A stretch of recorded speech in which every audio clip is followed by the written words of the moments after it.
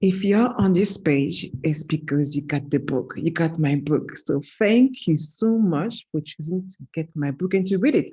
Obviously, you read it all the way to the end, and this is why you are on this page. And as I mentioned, this is where the fun begins.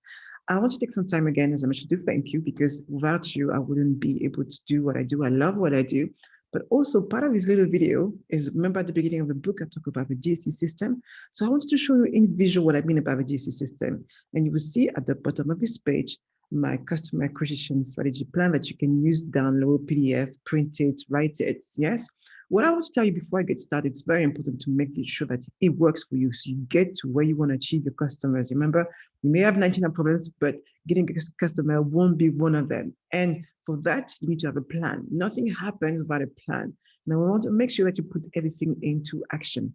It's really hard to maintain a plan if you don't have anybody that holds you accountable. So find someone that you can trust, a mentor, a colleague, a director, or a friend, anybody that with who you can share this plan, the customer acquisition plan, and will hold you accountable every month. Okay. But that person, it would be hard unless you're really great at maintaining. But think about when people start a diet, they never win. Yes. But if you have that person that behind you to keep on, motivate you, that's super key. So find that person, finish, obviously, write your plan. Okay, watch this video, do your plan, and then find that person that you can share this plan with. And after that, I want you to make sure that you stay in touch with me. Let me know how this plan is going because I want you to see you win. I want to hear about your wins because I know you're going to win. Yes. So this video is about the DAC system. Okay, I'm going to explain exactly how to use it because obviously the book focus on one part of the DAC system, and I'm going to show you in visual what it means. So I'm going to start showing and move my screen and we can get started with that. I hope you're excited because I am. So let's get with it. All right. So how to successfully scale your brand with the DAC system. We're going to get started. So I thought I'd give you a bit of introduction in terms of who I am and what I do. My name is Flavie Lafongang, and I am the founder of, I'm a multi-entrepreneur. I've done a couple of businesses, but I'm going to tell you all of them. I'm only going to share with you the most relevant ones. Okay. I had fun doing what I do. Okay. So I'm a serial entrepreneur. I'm an international speaker. So you can find some of my videos on YouTube. If you want to see more of my video content, you can find that. Obviously, I run different things. One of them is my branding and marketing agency. Obviously, behind that is not just me, it's my entire team, designers, graphic developer, web developer, should I say, and researchers, marketers, and all of that. So we work predominantly with technology companies. Sometimes we make exception and work with other industry, but most of the time we work with technology companies. So you can check it out by visiting freecollersworld.com.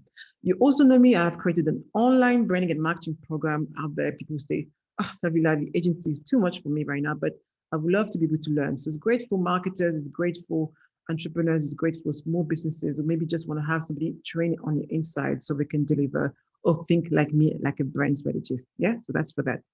And you're also familiar with my podcast called Tech Brand Talk. So I have conversations with people in the world, leaders in the world of technology. You don't have to be in technology to listen to that podcast. It's very much about the life as an entrepreneur, and you can learn so much. I think there's a lot of things that these guys are doing that you can really help you as well with your own business. So I really invite you, even if you're not a tech entrepreneur, to listen to this podcast. Brilliant. I love that. And the last thing that I do, which is my philanthropic journey, which is my TLA Black Women in Tech. So TLA stands for Tech London Advocates. And I'm the creator of the Black Women in Tech Network, which is part of the bigger group. And I'm the second largest, and I'm about to be the first one. So I'm super, super excited. All right. Enough about me. I wanted to get started and get you talk about the DAC system. But before doing that, I think it's really important that you understand exactly how the relationship between our customer and us as brand owner has changed. So let's go back in time. And I want to take an example everybody knows, which is Nike. All right. If you think about the 70s and 50s, but it's very much around how to use a product, how to do this. So a lot of great innovation, people will need to be more educated around, how to use it. So the advertisement were very much about that, not so much about the other things that we're going to talk about later. So it was much more focused around price. Yes. So you had a lot of advertisements, then go back. You have a lot of advertisement, you think about it during that era, would actually put the price inside the advertisement. Not so much anymore. Yes, think about, advertisement where you see the price within the actual advertisement. The second phase we moved on was very much the choice. People wanted to feel like, I'm wearing or I have different things, different products, depending on my different activities. So running shoes, basketball shoes, whatever it is, And people didn't want to feel, I think, was the rise of personalization or individualism, should I say, where people wanted to feel that, are you a product that adapt to different parts of who I am as an individual? So people wanted choices, yes? Then came the drastic moment where people realized, well, okay, it's great you have a great product, but if you do not have any social responsibility and do not understand the impact of your brand, we are not interested in buying from you. It doesn't matter if you have the best brand in the world, we're not interested in buying from you. Obviously, just do it, just Nike, obviously, just do it as their slogan. Was it one, some of the brands had to do a bit of a wake up call because, knowing that you put a pair of trainers that is made from the kids, in Asia, in Africa, or somewhere else, doesn't make you feel good. Before I show you the next slide, I want to know if you can guess which era was following this one. And I'll give you a clue. His name is Simon Sinek because he's written a book about it. You should actually read it. It's really good. I like it too. Which is talk about the why. Now, it wasn't so much about the product anymore. It was very much about why are we doing it? What is our vision? What are we trying to achieve? How can we, positioning, and how can we really help people find the inner greatness in that case for Nike, whatever you're doing. So the more you talk about the story in terms of why you're doing it, not so much about your how and what, this is how these big brands are managed to get a lot of brand equity and build their business. So this is the last era that I'm going to show you, brand era, is where we are right now. Guess which one it is. I'll give you a clue. It involves this. Yes, we are in the era of emotion. Emotion where social media has created a number of social influencers, and now you should not work with your customers. You should not consider your customers as just customers. They are your community. They are people that go understand each other. They have the same kind of aspiration. And the more you create this community around your brand, the more you have a stronger brand equity, but also a stronger power of influence on everybody else, which is really where you need to be. So it's very much you move from how, what, why, and now we are in the who are you targeting. Yes, I hope it makes sense. So a brand is no longer what we tell the consumer. It is what consumers tell each other. Yes, because you think about it, like when you go on Amazon, obviously you got the book on Amazon, you go on Amazon, and when you scroll way down, first thing you do, even if you buy a product, you want to see what people are saying. Yes, we pretty much believe much more in terms of what everybody's saying about the brand before we choose to engage with themselves. So think about your brand. How are you making sure that people are able to see what people are saying about your brand as much as possible? So without a brand, and I think that's what people, have. When I wrote this book, I said, please make sure you understand the DAC system, because without a brand, you don't have the power really much to be able to create, clarity and consistency. Because if you, for example, let's say, for example, three colors was sometimes red, sometimes green, and sometimes we have a sarcastic personality when we're on communication, sometimes we're professional, sometimes we're traditional. It's very confusing, yes? But when you have one straight and aligned brand, and in terms of how you want to tell your story to the world, the more you create consistency within the mind of your customer. Now that's what you want to do. The brand is super important. Think about it. When we buy, people buy a Rolex, or people buy, a Mercedes-Benz or whatever else, they know that the brand is good. They know that the product is good. So we don't need to be convinced on a product, but we need to be more, I expect more from you to be able to tell the story that really shows that you understand them. And that's where you play the part. Now you have all the cards in your hand to play it right. All right. If you look at your brand DNA, make sure that you really focus on those key elements. The first one is obviously vision. Where are you trying to get? Yes. So this is the first thing to ask yourself. What are you trying to achieve? Then your values, what you stand for.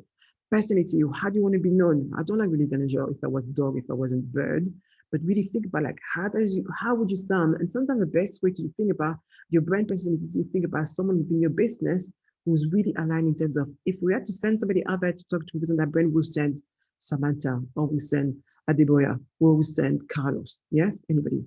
And then something you're positioning, exactly how do you want exactly, what is your position within the market? What do you want to be known for? Yes.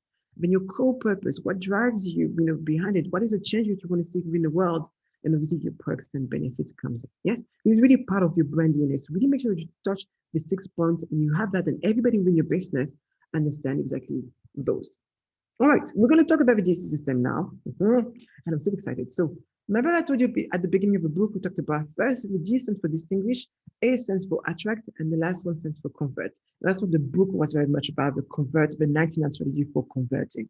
But before that, obviously, don't go and apply all the strategies I mentioned without making sure that you have a great brand strategy, without a brand identity. Yes, if you do those things in the wrong order, yes, you will fail, and you fail or lose a lot of money. That's what happens a lot. Okay, and just wonder why people are not choosing from you and you're constantly have to bargain. That's not a good thing. The reason why I put the little brain on the right hand side is because obviously we have neuro marketing expertise, so we understand the psychology of consumer behavior.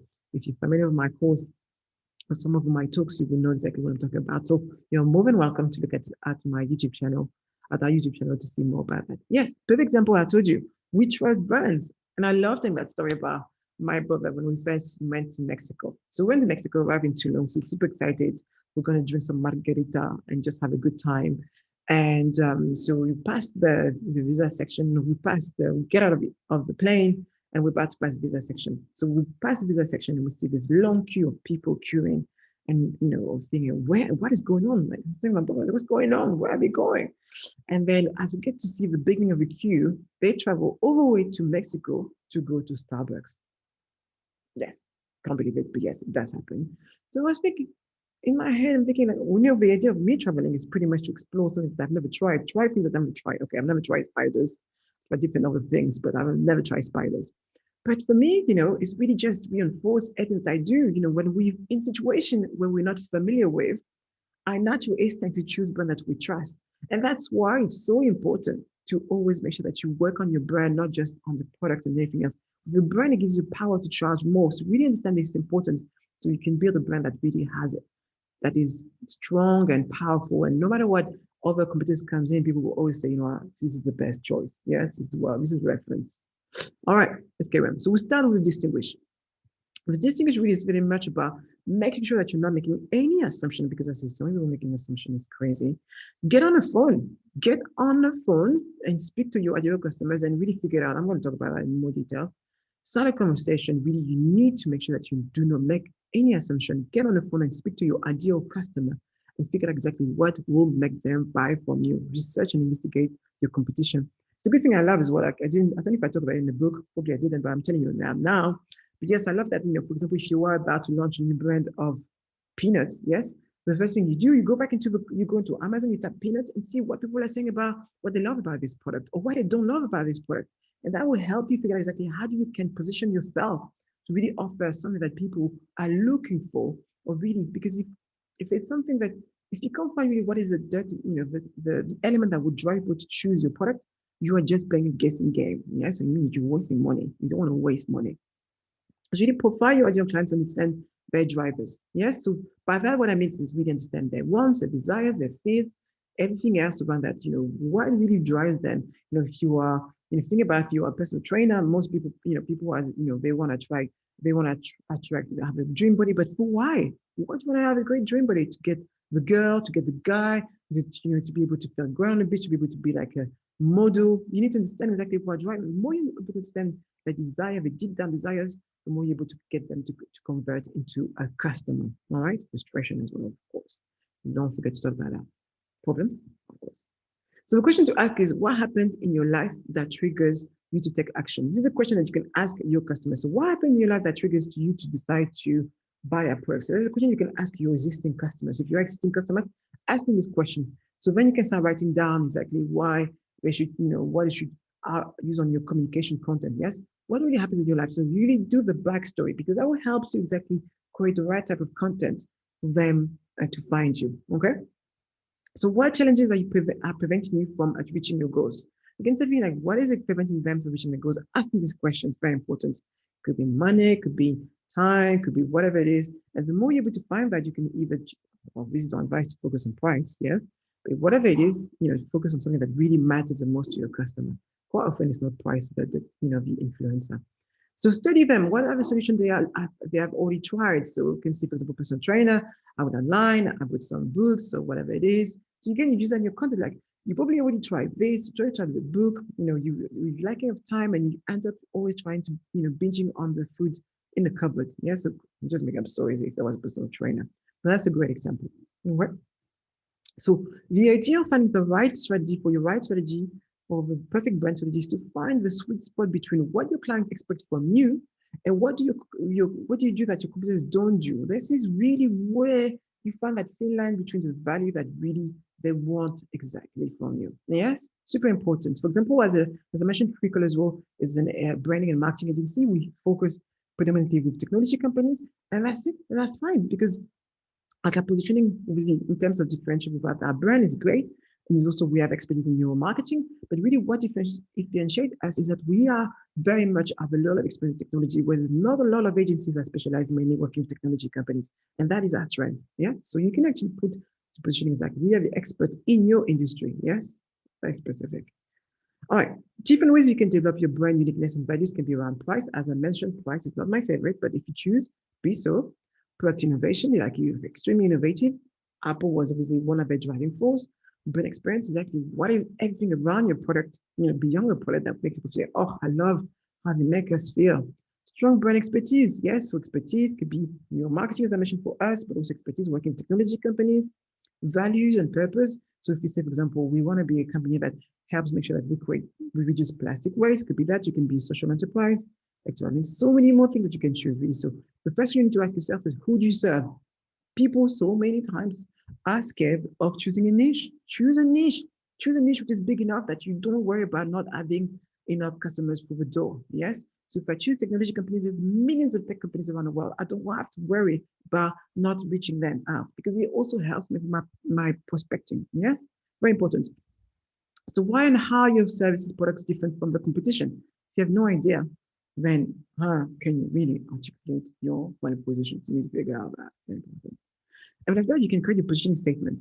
Yes, so this is great for networking, for anything else, online, offline, whatever. Yes, our company, the name of the company serves client by providing service, blah, blah, blah, or products, really because of USP, unique selling point, 1, 2, 3, yes, which allow them to benefits. Yes, think about the end game. That's super important. All right, I hope that helps.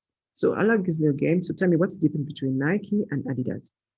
What is the difference between Nike and Adidas? Can you guess? Well, it's exactly the same product as the trainers, yes.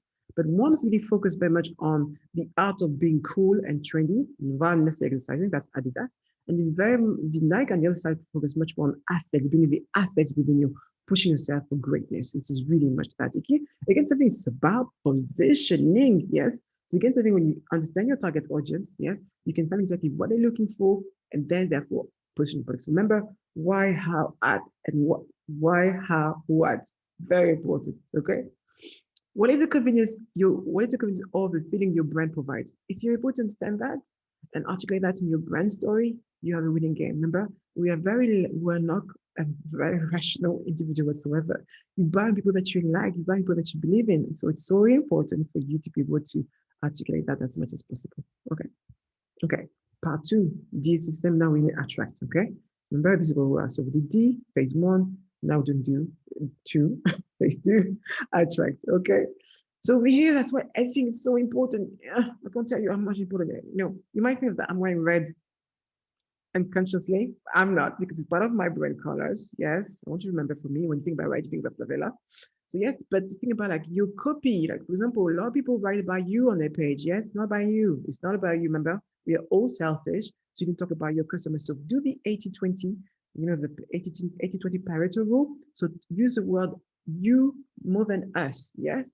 Don't talk about yourself, talk about your clients. So use you more than us on your website and see the difference. Design as well. Visual, colors, format, all of that has a massive influence in terms of what do we believe is a value perception of that brand. Yes, if you say you're a luxury brand and you present yourself terribly, nobody's going to believe that. Let's be honest. Yes. So really understand the power of colors and everything else, which I'm going to show you in a minute. So really think about it like, are you trained? Are you much more corporate and professional? Are you more personalized, personal and friendly? Are you spontaneous and things like that? All these elements about, again, talk about brand personality, really define exactly how you choose to present your colors. I love when I work with my clients because I spend a lot of time talking to different people within the business. Obviously, my team and myself, a lot of time spending with different people in the business because that's what I want to do. I want to really kind of define this melting point in terms of, oh, this is who you are. I like, for example, one of my insurtech clients is they have such a great personality. I love them. They're brilliant. And I really wanted this to really be portrait for their presentation. So we didn't want it to be boring. We did be super fun. We did be unique. And if you visit their website, it's so cool. I love it. This is one of my favorite work. I really enjoy working with them. It's so good. Yes. So get a bit emotional here. Anyway, so going back to colors, it gets to be like when you choose the colors, think about what exactly thing that you want to bring. Yes, so think about, I want you to think about the kindergarten. Yes, think about what color do you see in the kindergarten? I bet you see a lot of colors. Yes, a lot of bright colors everywhere. And now I want you to close your eyes and think about the banking environment. What do you see? Women in suits, women and men in suits, gray, blue, whatever. But it's absolutely normal because what people are expecting is, in this environment, in this industry to be very much risk adverse. So the blues, the grays, and the black works much more there. When you're in the kindergarten, it's much more fun, joyful. It's children. So yes, it's like this energy. Yes, so really understand exactly how you choose your color. My best advice is how I work with three colors. That's what three colors will come from. The three colors will. It's the magic of the three colors. Yes. So really choose your colors based on your brand values. What do you want to be, remembered for? What do you stand for? Passion. Passion is the friendliness, is it nature, is it prosperity, is it calmness, security. Yes, if you say security, you need to stick to neutral colors and so forth. You can combine with a couple of bright colors, but yes, so many neutral colors. Yes, professional appearance builds brand credibility. Yes, credibility and trust, which means your prospects are more likely to purchase from a business that appears legitimate. I'm saying spelling mistake, but ignore that. All right, I will dismiss it. Okay, so I love this example. This was done, I can't remember what it was, but a couple of more than a few years ago. Tropicana, out of nowhere, decided we're going to change our packaging and do something else. So that was the before, and this is the after. The reason I'm showing this example because it was a complete brand failure.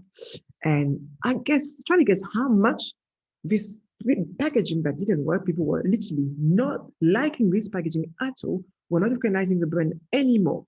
How much do you think this brand failure cost them? Let me reveal it. 35 million.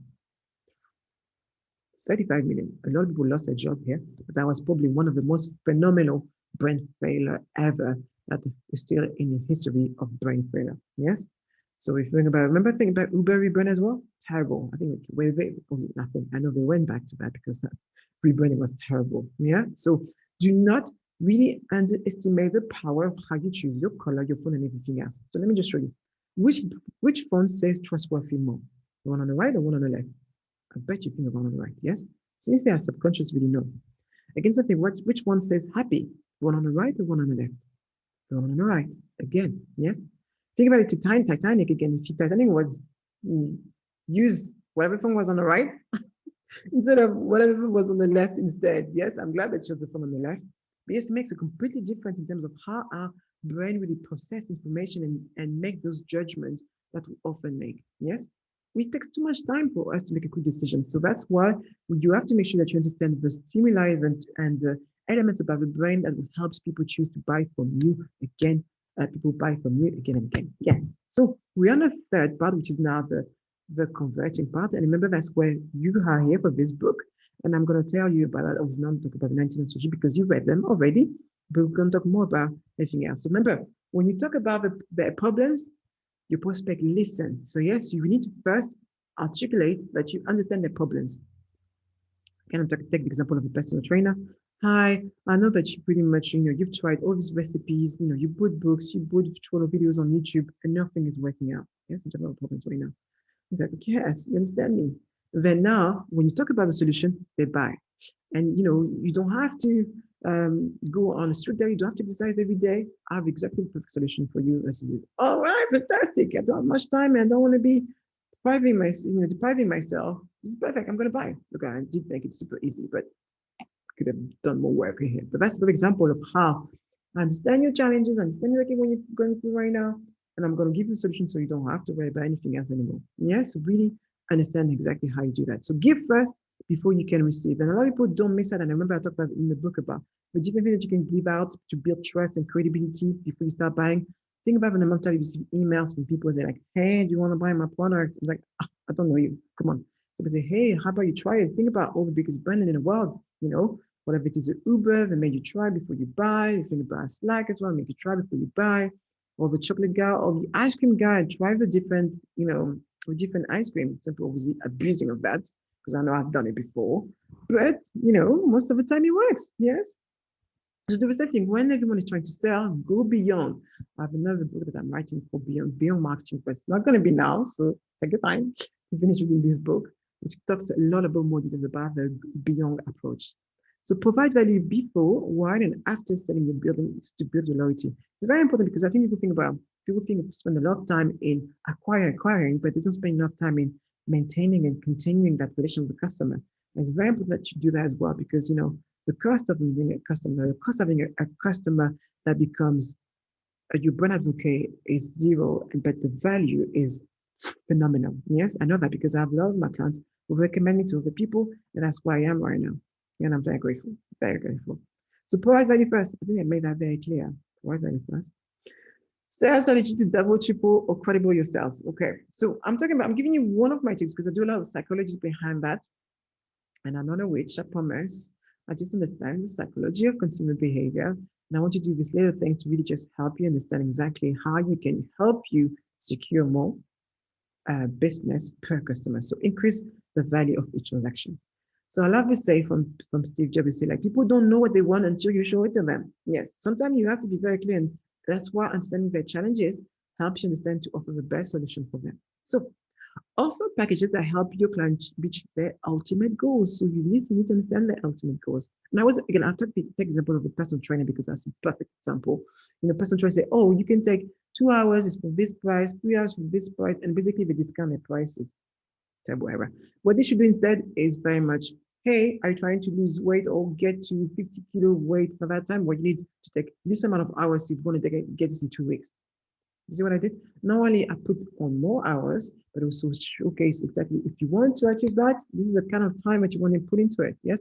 I'm training a body, if I was a personal trainer and I was training a bodybuilder, then I put a nutrition plan, I put a session at the gym and so forth, but also put a tracking session. So yes, because what I want to do is like, are you going to help me get to the end? And most people just focus on just their products or the delivery of that product. Yeah, but if you focus on the ultimate goal and sell that as a solution, you're winning. You're winning. All right. So I want to show this example. Let's say we're in Paris together. We just signed a big contract following this 99 strategy that you've been applied successfully, and I'm really proud of you. Say, Lavila, let's go to Paris. Let's go to your hometown so we can drink some nice wine. I say, of course. I would say I prefer champagne, but if you say wine, it's fine. I can take wine. So the waiter comes to us and say, okay, you have Flavilla in front of you right now, and pick one of these bottles. You have one bottle that's €5, €10, and €15. So you're not trying to impress me, okay? With friends. And so which bottle would you pick? All right. Let me have a guess. Did you pick bottle number 2 at the €10 price? Okay, maybe you pick 15 euros, say, well, I'm rich. I can get any bottle I want, which is good as well. But let's say you're still very much self-conscious about your pricing and say, I'm not going to start spending a lot of money for no reason. You probably pick bottle number 2. And that is called the anchor pricing. The anchor pricing is very simple, and it's something that you can apply as well in your pricing strategy, in your service solutions. Never give someone one option. Always give them 3 options. 2, not a big fan, but if you get 3, it's great. Yes. So the point of bottle number 3, some people will buy bottle number 3 saying, oh, I'm extravaganza. I can afford anything I want. I want the best in life. And I want the best, the most expensive. Fine with that. But most people will take the second option. So when you create your pricing strategy, design it with the end in mind, which is choosing people to choose option number 2. Yes. So very, very important that you do that. Now, I hope that this is one thing that you can take away from that is this one. 3 is a magic number. And I say 3 is a magic number, except in a relationship. Yes. Everything else, 3 is a magic number. All right. Again, so you can see how you can apply a different way. The technology companies do it all the time. It's super effective. It's going to really well. Basic, pro, premium. And I do as well. Don't give them the option to compare your one offer with don't give them the option to compare your one offer with the competition. What I mean by that, as I explained before, don't give just one option. Always give 3 options. Because if you give me one option, say, okay, you can get this pack of peanuts for £5. Once people want to do that, well, I don't know if it's a fair price, so I need to compare with something else. But if you say, okay, well, I'm free in front option in front of me, free options in front of me, I don't need to go anywhere else. And this is what you need to do. Okay, very important. All right, I think we're reaching the end of this presentation of the best solution options. Yes, I could say that. So I hope that you enjoyed this discussion with me. Remember that there's free classes of the agencies available right now. Check it out, freeclasses.com. You also have my online branding program. So if you learn more about branding, if you want to be thinking like me, like a brand strategist, I'm sharing everything. I'm giving away all my knowledge, 15 years of experience. I've put it all in that content, and it's accessible to you right now, so you can check it out. Okay. And also, if you just want to have me every Monday morning, you can hear my voice in the shower, wherever you are. You can listen to Tech Brand. So some fantastic episodes, how to be a lucky tech millionaire, how to launch a number of successful businesses. You can learn so much from these guys. I love it. I've learned so much from them. So good. And obviously, if you are pro diversity, you don't have to be a Black woman to be part of my network. You can be a part of Black Women in Tech. You're more than welcome to join. If you want to be an ally and support our mission, we have some amazing activities going on, projects that will influence and impact on the world. If you want to be part of that, join as well, Black Women in Tech. Okay. And it's the end.